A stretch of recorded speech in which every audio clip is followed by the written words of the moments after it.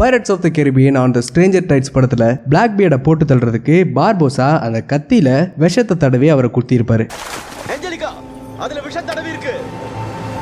Barbosa இல்லாம black பியர்டை அவங்க போட்டு தள்ளியிருக்க முடியாது. ஆனா அதுக்கு காரணமான அந்த விஷத்தை எங்க இருந்து எடுத்தாருன்னு தெரியுமா? பார்போசா கிப்ஸோட உதவி மூலியமா அந்த காட்டுக்குள்ள போயிட்டு இருக்கும்போது கிப்ஸ் மேல ஒரு தவளை வந்து உட்காரும்.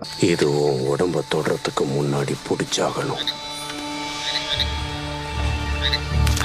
அந்த தவளைய இவர் ஒரு ஜாடிக்குள்ள பிடிச்சி வச்சுப்பாரு. அந்த தவளையோட பேரு ஸ்ட்ராபெரி பாய்சன் டார்ட் ஃப்ராக். இது தன்னோட ஸ்கின்னிலேயே புமிலியோ டாக்சின் 251D அப்படிங்கிற ஒரு பாய்சனை சுரக்கக்கூடியது. இதை கையில தொட்டா நமக்கு ஒன்றும் ஆகாது. ஆனா இதுவே நமக்கு உடம்புல எங்கேயோ அடிபட்டோ அல்லது நம்ம மூக்கு கண்ணு வாய் மூலியமா எப்படியோ அந்த ஃப்ராகோட ஸ்கின் டச் ஆகி அந்த விஷம் உள்ள போயிடுச்சு அப்படின்னா அது நம்மளை கொல்ற அளவுக்கு ரொம்பவே ஆபத்தானது. புரிஞ்சிருக்கும்னு நினைக்கிறேன். இந்த தவளையோட விஷத்தை தான் எக்ஸ்ட்ராக்ட் பண்ணி அந்த கத்தியில அவர் தடவி வச்சிருப்பாரு. அதனாலதான் பார்போசா அந்த தவளையை பிடிச்சதுக்கு அப்புறம் அதிர்ஷ்டம் நம்மளை பின்தொடருது அப்படின்னு சொல்லியிருப்பாரு.